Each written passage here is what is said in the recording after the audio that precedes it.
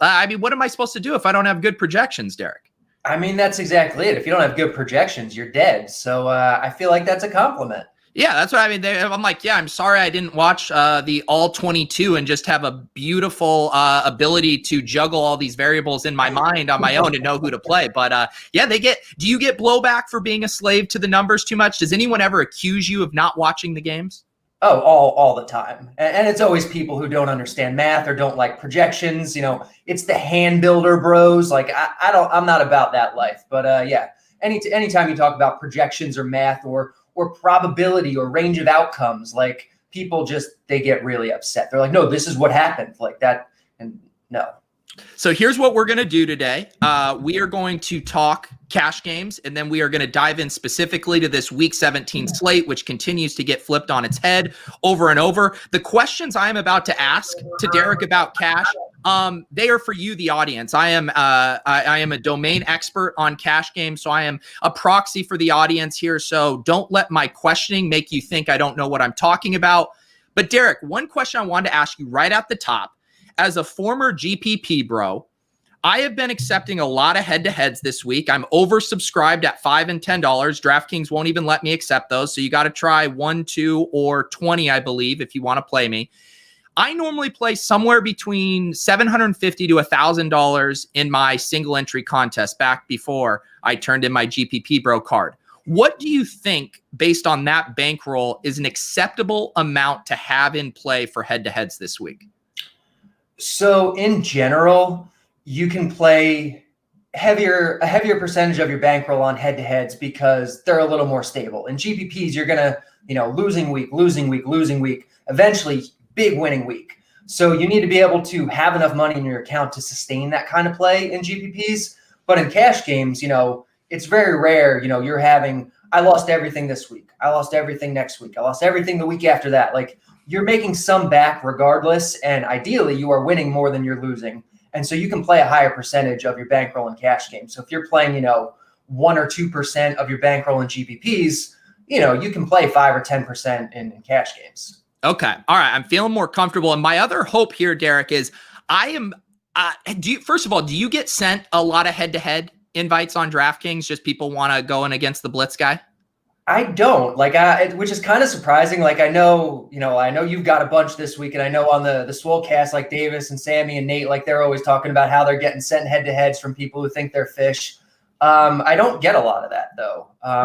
What is your let's do a little marketing for you. What's your DK handle right now? It's Derek Carty. It's not hard to find me. Okay.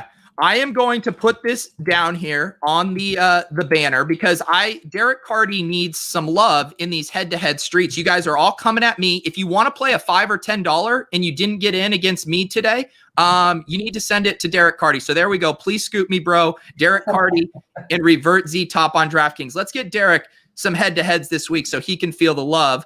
My other thought on this is, what is your thought? Because I've been getting a lot of head-to-heads early in the week, maybe from people that don't normally play cash, much less cash in Week 17. I'm thinking I'm going to get some soft action here of people who might not want to grind this slate as hard as they thought they did on Tuesday. Well, I think a lot of people are like, oh, Pete's doing a bit. He doesn't know what he's doing in cash games. I'm just going to send him, $100 head-to-head or whatever, and I'm going to have edge against him. And I don't think that's going to be the case. Like, I do think, like, this is sort of a bit, but like, you're taking it seriously. Like, you're going to put out a good lineup. And so yeah, I think these people are going to have another thing coming. Yeah. So I can show it right here. If people think I'm doing a bit, I am exclusively in head-to-heads and I'm in 3 of the big double ups. But I have $2,000 in play right now, exclusively in cash games at basically all levels from $1, $2, $5, $10, $20, $50, a few 109s, and one hot shot sent me a 215, Derek. I mean, that's all cool, but I'm more interested in the chalk donkey death match. I don't get an invite to that every week. How do you get into that one? Yeah, I've gotten some. Yeah, where are the names here? I've gotten a lot of. I got a scoop me, bro. Don't dupe me, bro. Number 1, scooper pooper. So yeah, a lot of creativity in these head-to-head names here. So yeah, I'm excited. And let's just start from scratch. Now that we got our money in play figured out, if you didn't do projections yourself, but you were going to be a cash game player, when would you look at the slate, start building out your shell, start getting comfortable? Because we do see news change things so much. Do you worried about getting anchored to plays in the same way GPP bros do? Yeah, I mean, that's definitely a thing that people can do in cash games. You have your shell all week, and then, something happens and the right move is to switch, but like you're so emotionally attached to it that you don't. We saw it a couple weeks ago. Tony Pollard was a stone lock, but we didn't know Ezekiel Elliott was out until an hour and a half before the slate. And Tony Pollard was in every optimal lineup, probably not just in the blitz. I would imagine in other systems too. And he was 20% owned in the $25 single entry double up or something like that. Just absurdly low owned because people, they're not willing to react, or they're too attached to what they've already built, or whatever the reason is. But I mean, you can look all week as long as you can stay objective about it. It's good to have a feel for the slate, but Friday afternoon is always a big one because we get a bunch of inactive news. This week, week 17, a lot more is up in the air. So tomorrow when we get practice squad call-ups, that might give us some indication what some teams are going to do, if players are going to rest or sit or whatever. But really, I mean, you can probably, with a good set of projections, sit down at 12:30, a half hour on Sunday, half hour before lock, and build a good lineup. Not that I recommend doing that. You want to understand why you're playing guys, but that is when we have the most information.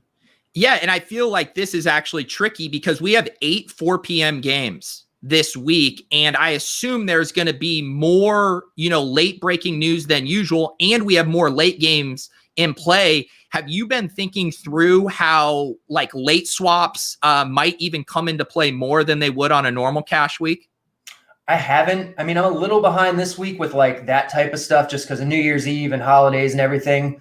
But this is the kind of week where unexpected stuff could happen that we have to react to on Sundays. We've seen in years past, teams where we don't necessarily know their motivation, whether they're going to sit guys or rest guys. This year, it seems like maybe the Bills or the Steelers or maybe the Bucks, we don't necessarily know how much effort they're going to put in, which starters are going to play or how much.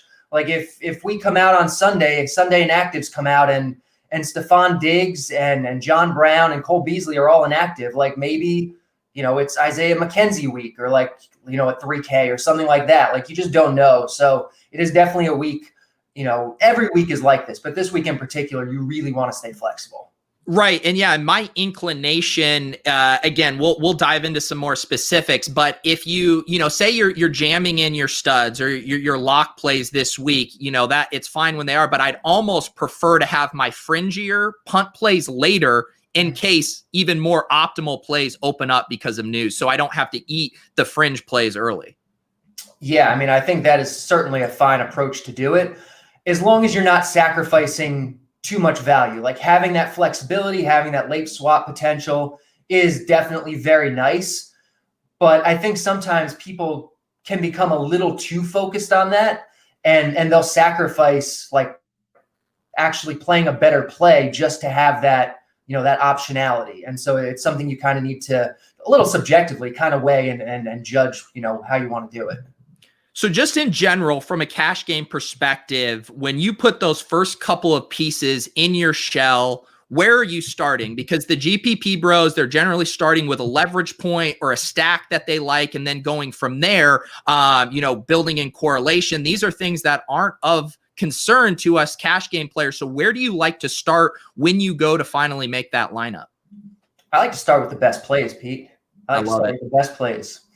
And I mean, it's kind of a bit and it's kind of glib to say, but really that is what cash games are about. It's about playing the best plays, and it's easier said than done, obviously.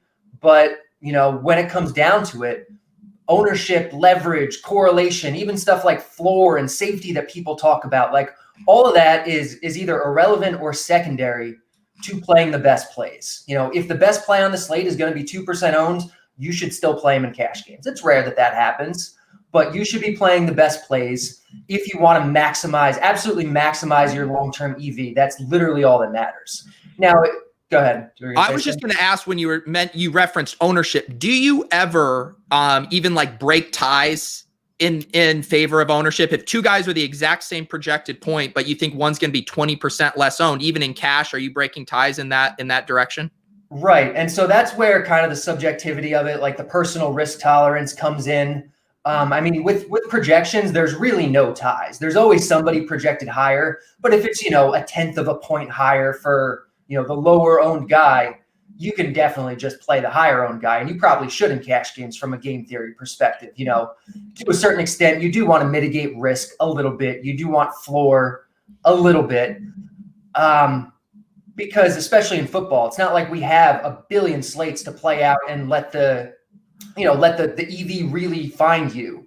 You have a limited number of slates. There is more variance than we would actually like in football. And so playing it a little bit safer is definitely something that, people do, sharper people do. So I was going to ask you about that too, because I've heard cash game guys talk before about even like chalk that they're not necessarily in love with, just eating it, knowing that so much of the field is going to have it. And if that chalk goes off and you don't have it, you're just buried in that week. So is that like an actual consideration to seek out dupes in your cash game lineups to lower your variance? Yeah, it kind of is. It's something I always really struggle with and hate. Like in MLB, I won't do it. MLB, I will just play the best plays. I don't care who's chalk because we have 180 playable days, and over the long run, it's going to even out, and I don't have to worry about what, suboptimal play donkeys are shoving into their lineups. In football, again, we don't have as many slates, and so, a couple bad slates where a guy like that goes off can really hurt your year. And so, again, it's personal preference. It's, assuming the guy is not an actual optimal play, playing him is going to cost you a little bit of money in the long run, but it's going to increase your floor. It's going to decrease your variance type of thing. And so, if he's like close to an optimal play, if he's just like a good play but not a great play, I'll probably play him. But if it's, a bad play that people are just on because of groupthink or recency bias or whatever, I'll just say screw it, and I'm not going to play that guy. And now I know you are a big believer in sample sizes. You just mentioned, in the long run, I know the same stuff you talk about with BVP and individual matchup stuff, how noisy that is. Now, specifically as it pertains to my cash game play, I envision a very long career playing cash games. I mean, theoretically, thousands and thousands of slates. But hypothetically, if I were to just have like a 1 week sample of playing cash games, and that was all I ever happen to play, should I be approaching it a little differently, knowing I'm not going to have a large sample size to smooth out that play the best play variance? Again, it depends what you want to do. If you want to maximize your EV, maximize your absolute probability that you are going to make the most money this week, let's call it week 17, you should still just play the best plays. But if you want to decrease your variance a little bit, you want to play a little bit safer, then you can eat some chalk. Okay.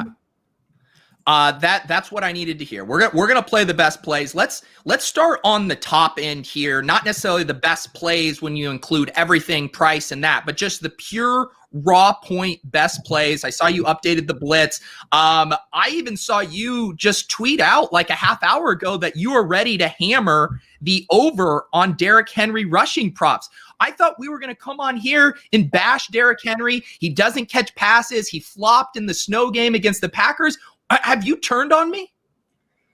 I feel like the blitz has turned on me, honestly, because I hate Derek Henry. It's no secret that I hate Derek Henry. I think D-Hember is the dumbest thing, especially name-wise. It's terrible. He doesn't catch passes. He normally doesn't project well. It feels like every time he's even like a marginally good play, he just flops. And then the blitz comes out and he's like, you know what? Derek Henry, 140 yards, a touchdown and a half, and the top raw point play on the slate. And I'm like, all right, I guess I'm playing Derek Henry.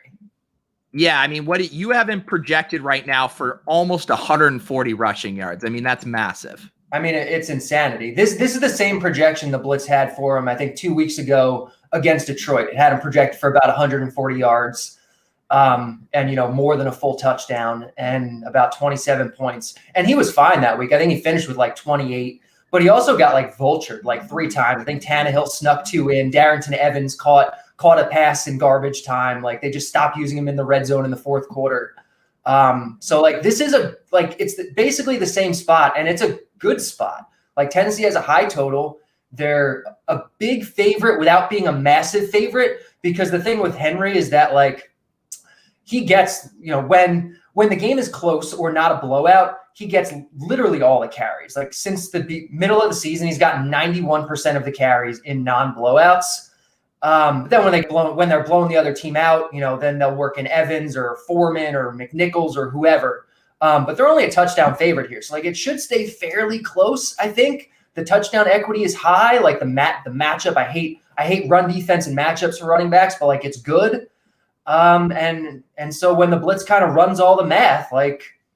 So are you telling me if you were to go build a lineup now and you say, we start with the best plays, we start with the top plays, right now we're clicking Derek Henry over Davante Adams as our number one play in that lineup?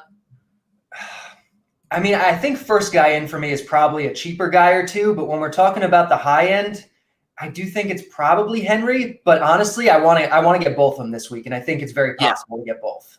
Yeah, that's what I was looking at. I do really want Davante Adams. Let's talk about this kind of second tier here. I ran the optimals on the blitz a little bit ago, and we'll tab over to those in a second, but Alvin Kamara is not showing up in any of those. Very expensive, but another guy I think cash game players would ideally like to find a way up to. Pretty hard to play all three of those 9K guys, maybe impossible, but what's your take on Kamara this week? I mean, I love Kamara in general, and I feel like my brand is usually to say Henry's a bad play and play Kamara because he catches passes. That's clearly not what the blitz is saying this week. Like Henry projects for 2.5 or 3 points more than Kamara. Like Kamara's going to catch passes. Michael Thomas is still out. He's going to get a quarter of the targets. I think people are maybe a little too excited about him because he scored 6 touchdowns last week or whatever, but that's obviously not something we can bank on or expect to continue. Like Henry's touchdown equity is going to be higher here, and Kamara splits carries with Latavius Murray, and they're a pretty solid favorite here, I think. So it could be a little more Murray than usual. It's just like I said, I'm a math guy. I trust the projections. I hate Henry. The blitz is normally not like in love with Henry. This is probably like the second highest projection Henry has ever had. And so like the blitz knows these things. Yeah. I built the system with everything that matters, and it knows that Henry doesn't catch passes. It knows, all this stuff. And so if it still likes Henry more, then I'm going to trust it and I'm going to play Henry. Yeah. I think, have you thought at all about, is this, it feels like a 3 running back week in cash with all the value opening up with some of the punt play running backs. Is that where you're at? That's where I'm at right now. Yeah, I think there's definitely one cheaper guy that I think is a lock, and I think there's a couple others that are, very easy to slot in. Yeah. And let's just finish up here on the top end. I would say the other 2 plays up here that I'm really interested in would be Justin Jefferson and Jonathan Taylor. Do you have any other favorite guys of this secondary top end range? Not really, because it's kind of tough to get there. Like if you're trying to play one of Henry and Kamara and Davante Adams, like you're probably not playing a 7K guy or an 8K guy also. Like, Jefferson, I think you can make a case for, especially if you want to do the narrative. I guess he's like, if he has like an explosion game, he could get like the rookie record, and Cook is out. So maybe they're going to throw more. Like, I think you make a case for Jefferson. He projects well enough for the price. But he is tough to get alongside Henry, and especially if you're trying to do Adams, like you just can't do it. Yeah, I mean, I didn't, become a cash game bro to not get to be able to indulge in a few narratives, Derek. I mean, I feel like this is part of the experience. My buddy Anthony Amik says, see if I can pull this up. Yesterday, he had a thread going of some of the bigger milestone narratives that were going this week. Let's see here. I'll pull it up. But yeah, you mentioned the Jefferson one, 47 receiving yards away for Vikings rookie record and 111 from the league record there. And he's, the math lines up too, right? I mean, he's just projecting as a great raw point value too. Yeah. Yeah. So I have no problem going Jefferson. I think you probably have to sacrifice Adams to do it. And I don't love doing that. But Jefferson is a good play. And he's in a great matchup. Like he's in a dome against the Lions. Like it's basically the best possible matchup, especially if we think they're going to be throwing more. So another big, speaking of narratives, it's all about motivation this week. Which teams have something to play for? Which ones don't? how much are you factoring in team motivation to your projections, and then maybe into how you're hand selecting your cash game lineup? Is this factoring into your process this week? It's factoring in to the extent that it matters. Like some teams are completely unmotivated, and so their guys aren't going to play. Like we know Patrick Mahomes is not going to play this week. That gets factored into projections because it has to. Like you have to project Mahomes sitting and Henny or whoever's the quarterback, playing for them. But like, saying this team is out of contention, so their players, they're just not going to try as hard. I don't buy that. Like these are NFL players. They have monetary incentives beyond just the competitive playoff stuff. I think that's complete noise and nonsense. Okay. Let's flip this and sort by points per dollar here. See some of these cheaper plays that are popping here. When I ran optimals, you're seeing a lot of Marvin Jones. He's a little scary to play in cash, in my opinion, but I'm guessing Malcolm Brown is the guy that you think is a lockdown here on the cheaper end. Yeah, I think Brown and Reynolds, as of right now, they're kind of like the two like stone locks. They're the first guys in for me. They open stuff up. Like the Rams, if we're playing the motivation game, the Rams still have something to play for. Jared Goff is out, but that's not because he's like sitting, for rest or whatever. Like he's hurt, and Cooper Kupp is out, but he's got COVID. So like they still want to play. Malcolm Brown should be the lead back here. Presumably Cam Akers is going to be out again this week, and if that's the case, like Brown's going to get almost all the groundwork. Like we know he's, a decent pass catcher because he was the lead pass catching back for them for most of the year. And he's basically free.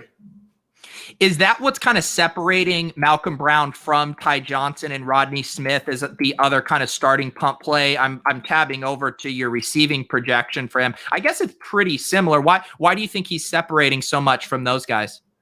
I think part of it is going to be game environment. Like Arizona is the fastest paced team in football. So like just the raw plays for the Rams are going to be higher than they are for the Jets against a slow paced New England team, for Rodney Smith against a slow paced Saints team.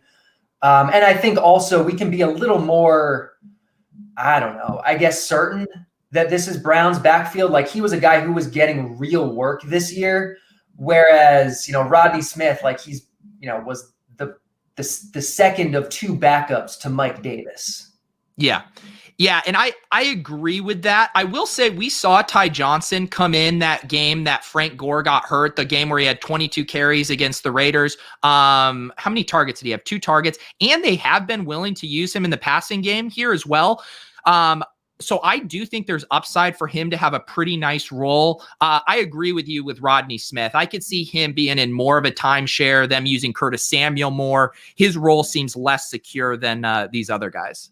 Yeah, and it's not like I dislike these guys. Like I think Ty Johnson and Rodney Smith are good plays. If you're doing 3 running backs this week, it probably is Henry, Malcolm Brown, and one of those 2 guys.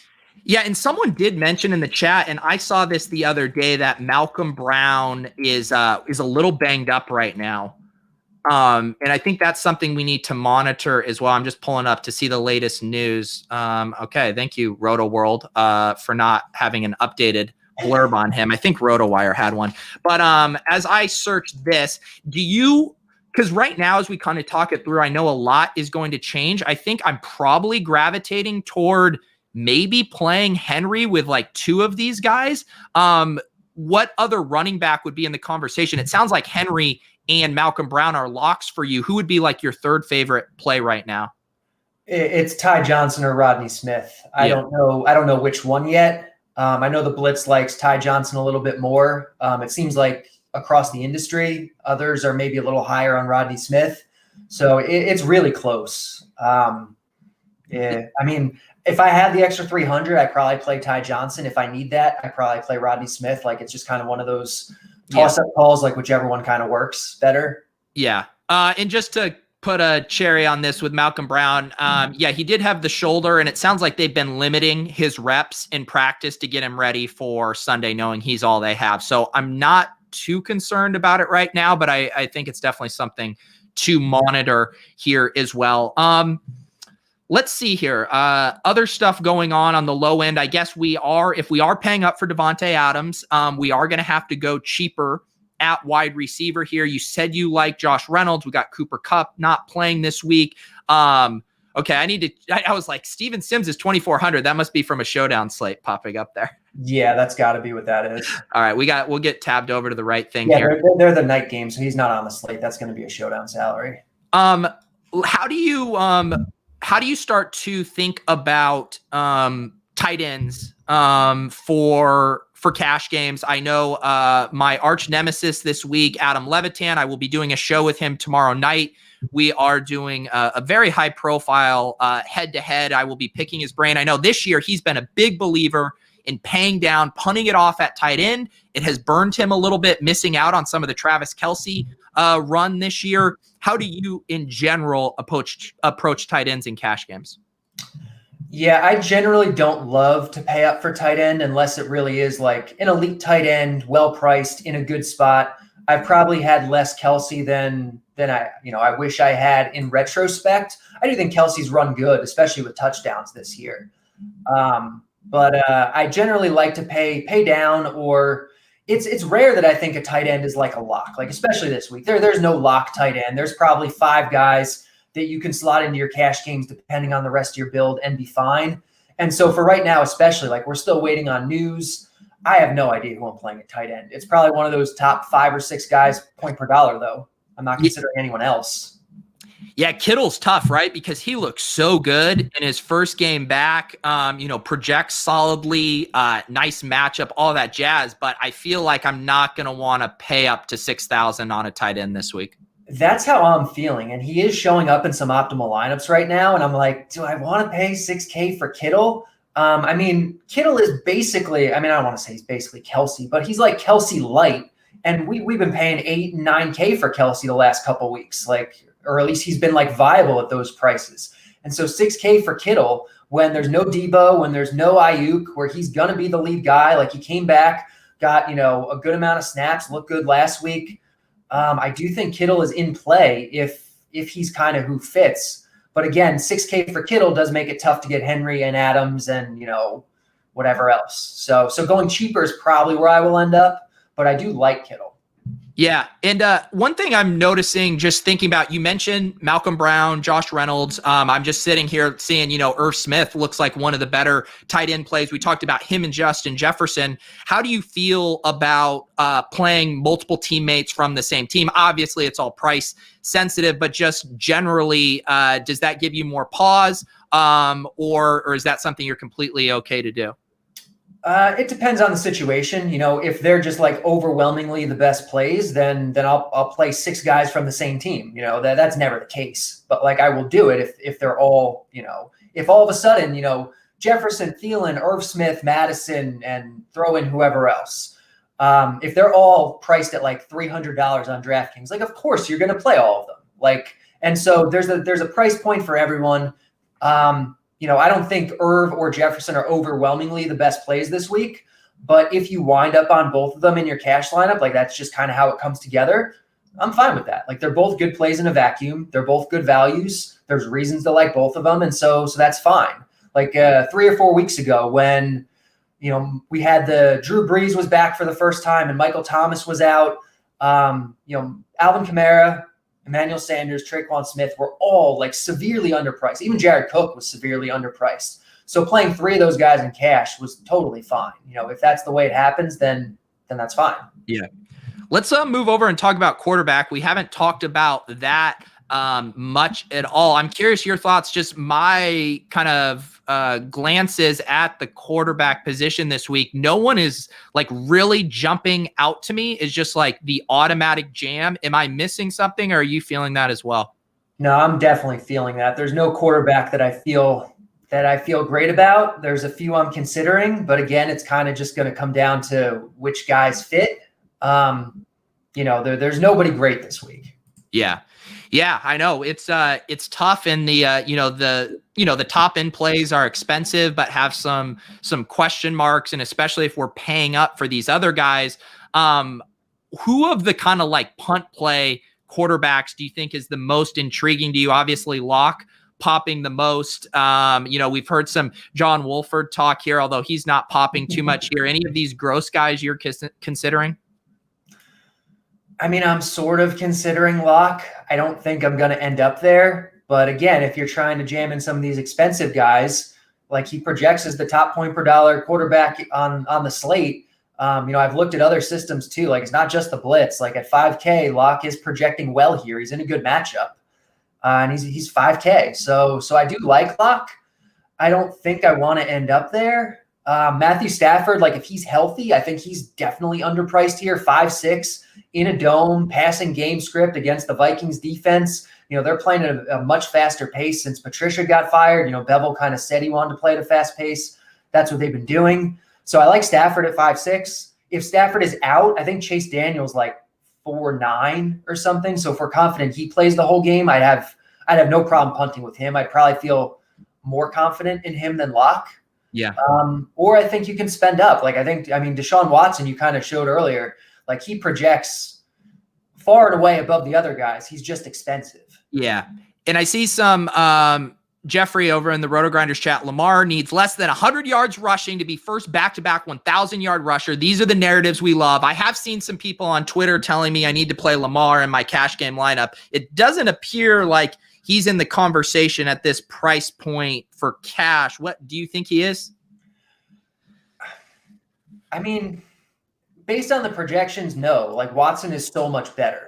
But like if you weren't playing Watson and you were, playing a high price guy, like I think Lamar is fine. The matchup's fine. Maybe the blitz isn't accounting for that narrative if we think he's going to run a little bit more. I don't love narratives in general, but like that's the kind of thing where he can just actively decide, okay, I want to run more. I'm just going to scramble on a couple of these plays. But like Watson, the blitz has been high on Watson all year. And it's worked out for the most part, I think. Like they have been, aside from the Chiefs and the Bills, they've been the most pass-heavy team in a neutral context in all of football this year. And they're always playing from behind. Like this week, they're going to be playing from behind against Tennessee, at home in the dome. And Watson can score points with his legs. Like he's just always really solidly good. And so I have no problem paying up there if that's the way it happens. One kind of bigger picture question I had for you is obviously in head-to-head specifically, like getting access to a ceiling is still important. Like you can get rewarded more so across head-to-heads than double-ups when you access a ceiling with these guys. How do you kind of think about that as it pertains to constructing your cash game lineup where you do want access to that ceiling where you could win 95% of your head-to-heads on the week versus just looking at getting in the most projected points in your lineup?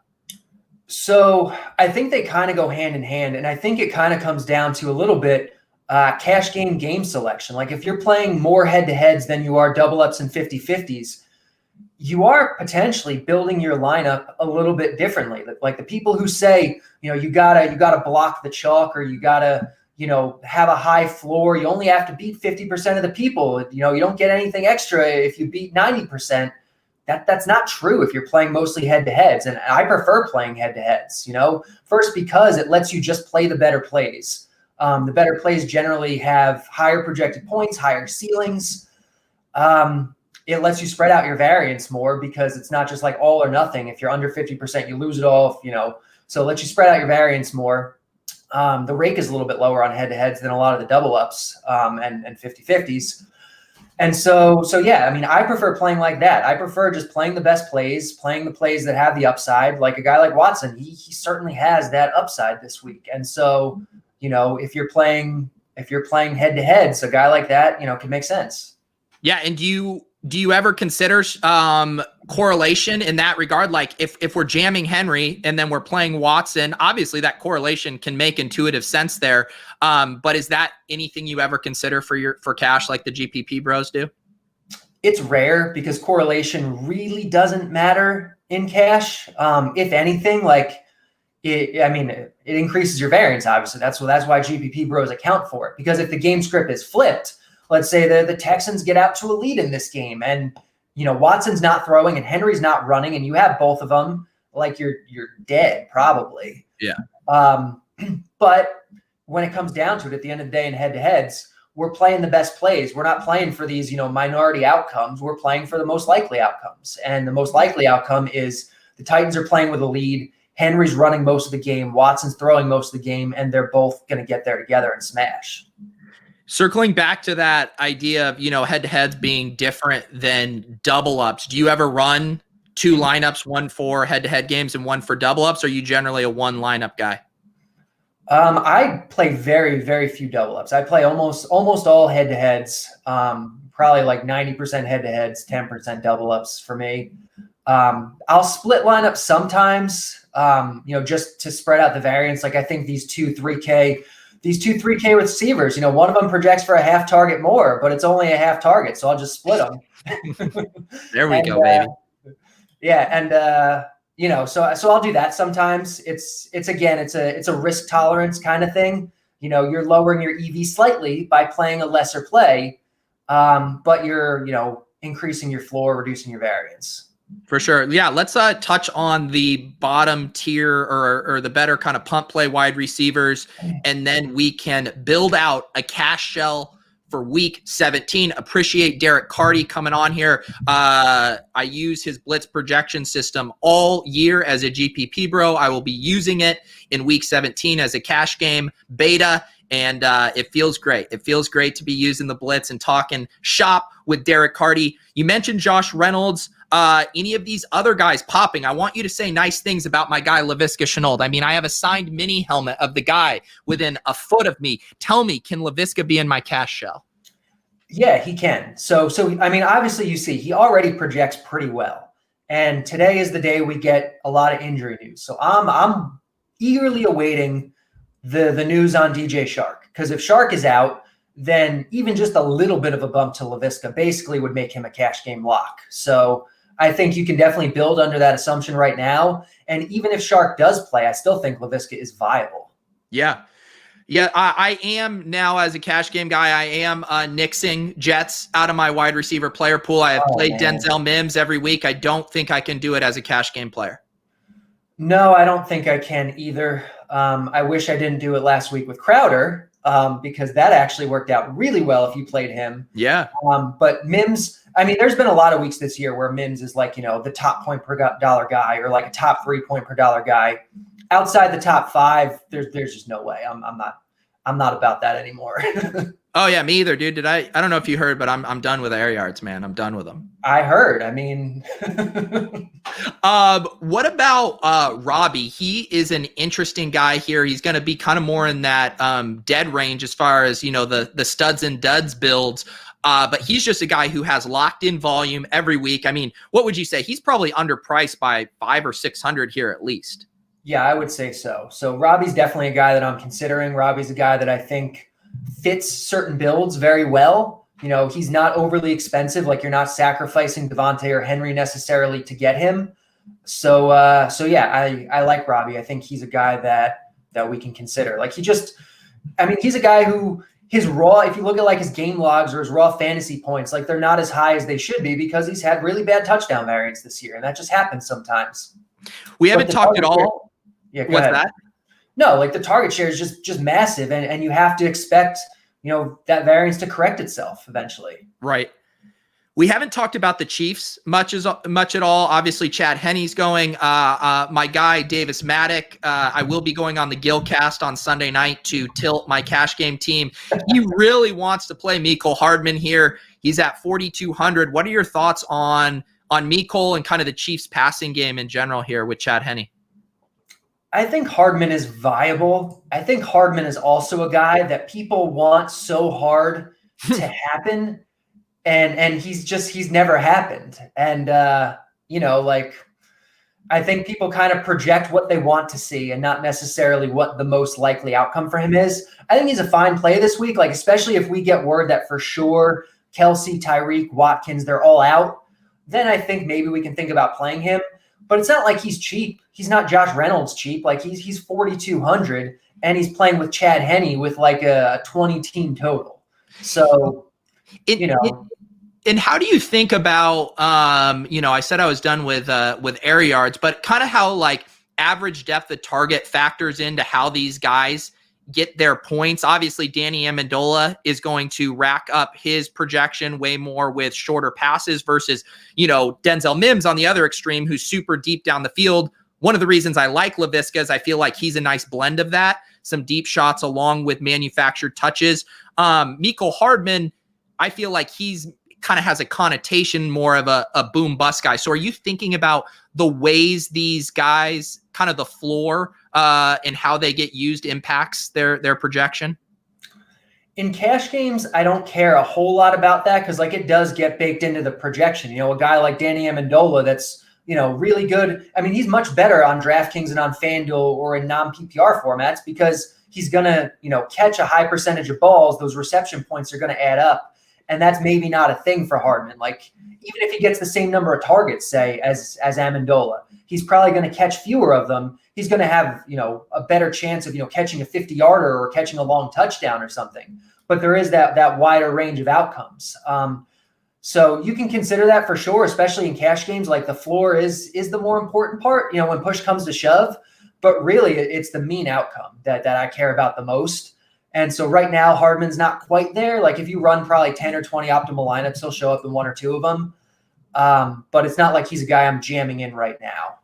Yeah, let's scroll through some optimals here and see anything that's standing out to us right now, and then we'll wrap up building a cash shell here on Friday afternoon. If you guys are watching and not subscribed to the channels, please do so. If you're over at RotoGrinders, hit the subscribe button. If you're on my channel, hit the subscribe button. Follow Derek Carty on Twitter, and also send him a head-to-head. He said he hasn't been feeling the love in the head-to-head invite. It is, of course, Derek Carty on DraftKings. There it is. Please scoop us, bro.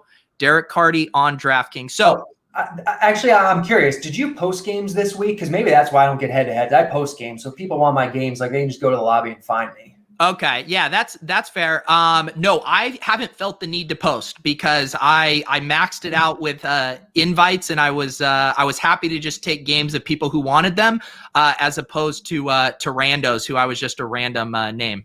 Yeah, makes sense.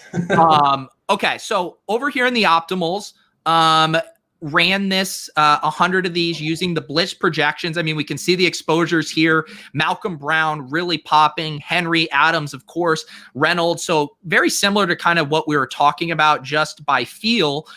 Marvin Jones, one of those weird ones here.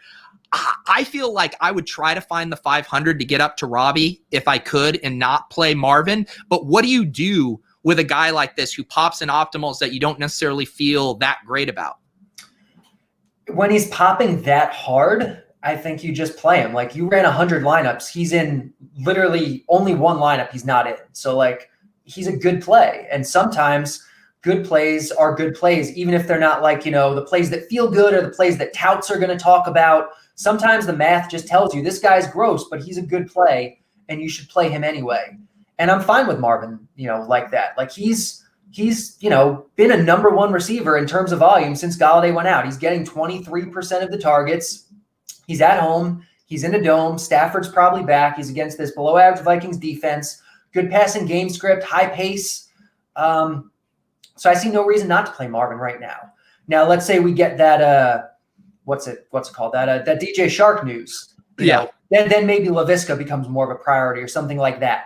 But as of right now, I'd have no problem playing Marvin Jones if this was the slate starting in 10 minutes. Gotcha.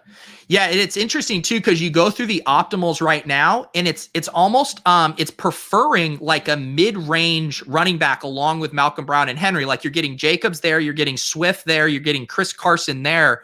That's interesting to me. How do you think about that when we kind of were saying, you know, we might be willing to play two of the punt running backs with Henry? Yeah, so I mean, the thing with optimal lineups is they're just trying to, I mean, they're taking the projections and they're trying to put as many points into a single lineup as possible. And so you'll wind up with some weird stuff sometimes, especially on weird slates. Like Josh Jacobs, I think right now you showed he's in the top optimal lineup.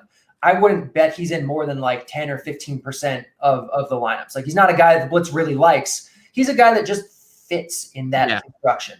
Yeah, and it does seem like that's the thing, that the optimal is fitting in all those points it wants from those other spots, and then it has about 6,300 left, and it's putting in the most there. So yeah, that's interesting. Eric Belair, he has a question. He's loving Baker Mayfield this week. We haven't talked about him. He wants to know why maybe he's not projecting as well. I mean, I imagine this is like a narrative thing where people are like, well, the Browns have to win to get into the playoffs. And Baker was really good last week without any wide receivers or whatever. I gotta play some Baker. But the thing with Baker is that, like, one, he's not like an especially good quarterback. He's getting his guys back. But like, this is a run heavy team. This is a team that is the most run heavy offense in all of football. And they're a 10 or 11 point favorite. So they're going to be able to run as much as they want. So like, the volume for Baker is probably not going to be there. It's not like the team total is that high. It's kind of middle of the road. And so it's just not a game that sets up well for Baker. So there you go, Eric. It sounds like if you want to play Baker, you need to turn your back on cash games and become a GPP bro again, where both Derek and I will give you the green light to play Baker. Okay, so yeah, I'm just scrolling through here, seeing if we see anything else interesting. I mean, at the quarterback, getting a lot of Stafford. We've mentioned Watson. We mentioned Locke as the other punt play. And I did hear someone in the chat mention Cousins earlier. He looked like one of the cheaper guys that was projecting well. It might be kind of a way to not have to go up to Watson, but not have to go super gross with Locke. What do you think about Stafford and Cousins here with as much as they're showing up? I guess Cousins not as much, but. Yeah, I mean, Cousins has a wider range of outcomes because, like, we don't know without Cook how much are they going to pass. When they were without Cook in week 6 or 7 or whenever it was, they passed a lot. That was one of their pass heaviest weeks of the year, but it's also only one game. When they were without Cook, I think a couple games at the end of last year, that didn't really happen. So if they wind up just passing a ton, which this is a spot where they certainly could, against a bad Detroit pass defense, then Cousins becomes really appealing. But for me, I'd probably rather take Stafford, who is on the other side of that game. So the pace is going to be the same, basically, they're in the same game. And he's the one with the better game script. Like, the Vikings have a higher total, but they're a very run-heavy team to begin with the opportunity to run as much as they want this game. Now, they don't have their main running back, but this is still a spot where we'd expect them to lean more run-heavy and the Lions to be, more pass-heavy. So I like Stafford probably more, especially cheaper. Yeah. Let's touch on this question and then we'll build our lineup because we can tab over to defense here. The Browns showing up in so many lineups. I mean, makes sense. 2,500 going against Mason Rudolph. But Frederick asked, do you ever play a defense against players in your lineup? Obviously, this is more of a no-no for GPP bros. I'm assuming it's fine if the projections work out that way for cash. Yeah, in cash games, it's totally fine. Like, it really doesn't even matter. I mean, defense in general really doesn't matter. Like, it's so variant. Play the defense that fits, especially if it's cheap. And a lot of time, I mean, there's been plenty of time, probably 5 or 6 times this year, I've played a defense against my running back or against my wide receiver, because it's really not even that negatively correlated. Especially in a mean sense. Like, if the defense, catches an interception or whatever, like, or sacks the quarterback, like, especially if it's sacks, like, they're still staying on the field. They're still going to run a play the next play. They're still going to have a chance to throw to the wide receiver. Like, it's really not impacting them that much. Yeah.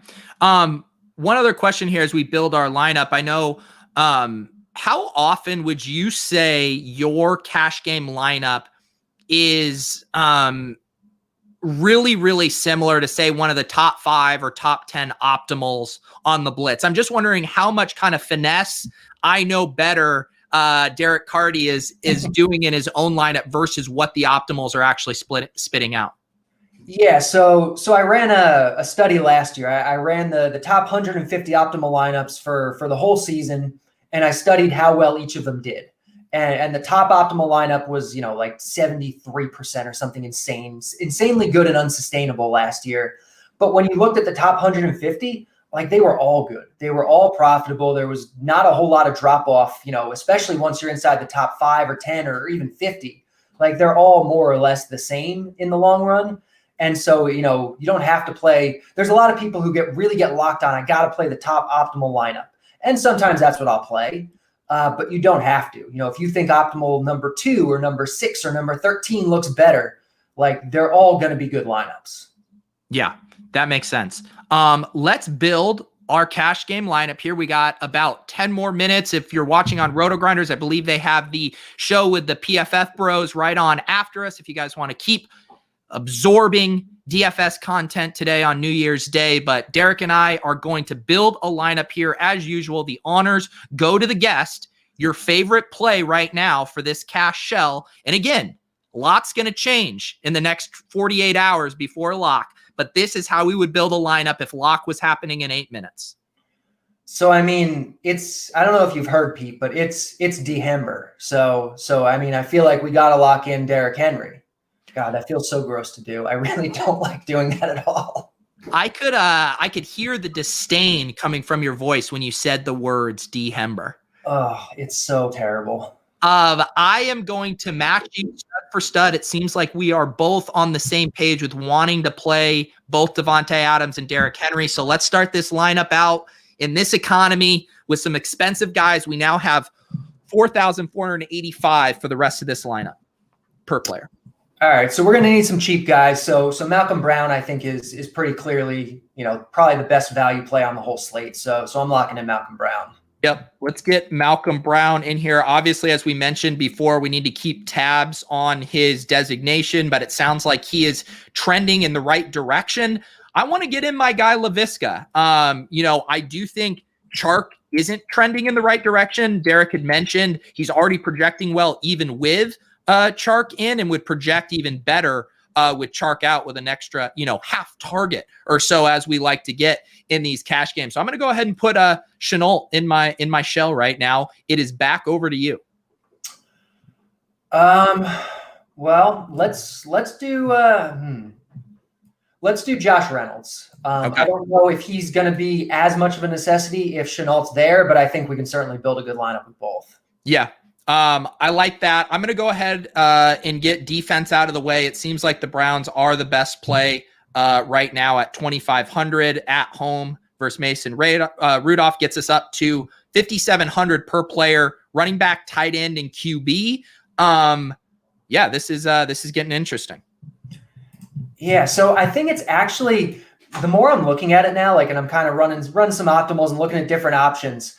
If we do get Shenault and we have, Adams, Reynolds, Shenault, it could wind up being a 4 wide receiver week. We could do like a Ty Johnson or a Rodney Smith here, but we could just as easily do Marvin Jones or Robbie Anderson or somebody like that. That you would upgrade Reynolds, you think, in that scenario? I wouldn't necessarily upgrade Reynolds, but we put like another really good wide receiver in the pool. Yeah, gotcha. So let's do Marvin. Let's just see how that builds. Okay, so we'll slide Henry back up here, get Jones down in the flex. I haven't paid attention to the times, but this could get us close to getting up. Who would be, is Watson your preferred? If money is not an issue for quarterback, is Watson your guy? I think it is. I mean, I guess you can make a case for Lamar, but the Blitz really likes Watson more. So I think Watson's probably the guy. Yeah. I'm trying to think if it gets us up to anything interesting at tight end. Let's just put in Watson and know if there's anyone at 4,100 still like. I would say by the Blitz, it's probably Irv that fits here. Probably Irv or Fan, or what's Ingram cost? Is he actually? Oh, he's a little cheaper. Yeah, so you could go Ingram and then you could get up to Lamar if you want, or get up to Robbie from Marvin, or something like that. I know. This looks like what's going to be the decision point. Do you go the 3 running backs, or do you go the 3 running backs, or the 2 running backs, and then you get up to whatever tight end basically and whatever quarterback you want? Or do you go 4 wide receivers and get up to maybe a Justin Jefferson type and go premium there? It seems like that's where the decisions are going to come down to. Yeah, that's going to be the decision, I think, because I think the first guys we put in, they're going to be kind of like, the core. They're going to be the lock guys. Brown, Henry or Kamara, if you want to do that. Adams, Reynolds, LaVisca.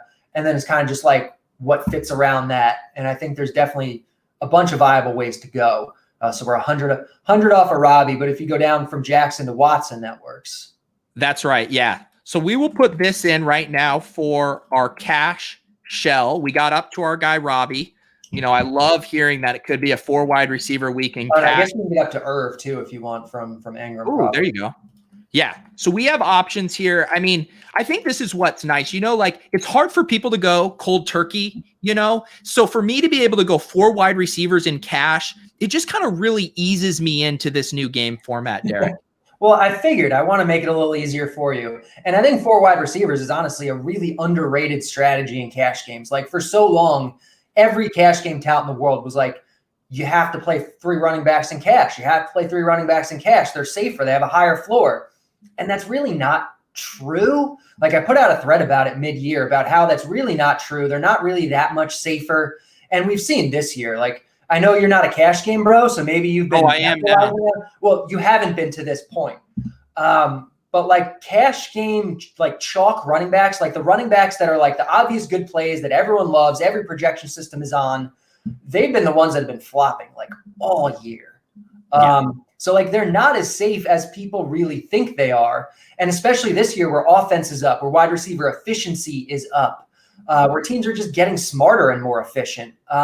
Playing that 4 wide receiver in cash games is often both the best value and the safer play. Yep. All right. We are going to wrap things up here so RG can get the PFF show fired up. Really appreciate Derek Carty hopping on the show. Follow him on Twitter at Derek Carty. Check out the Blitz projection system. Anything else to plug, Derek, of yours that I'm forgetting? No, that's pretty much it. If you're into baseball, we got the bat coming up in a couple months too. Awesome. Yep. Looking forward to that. I am looking forward to a massive, massive week 17. As far as my cash game week media schedule, I will be doing a show with Adam Levitan tomorrow night. I believe 9 p.m. Eastern is when we settled on that. I will be doing the Gilcast on Sunday night. We are going to do video, special video edition of the Gilcast. I think I said in our text thread, if I win more than 80% of my head-to-heads, I will shotgun a Red Bull in tribute of Nate Noling. So it's going to be a great time. We appreciate you guys coming out for Cash Game Week. Thank you to RotoGrinders for sponsoring us. Thank you to Derek Carty. We will see you guys tomorrow night with Adam Levitan.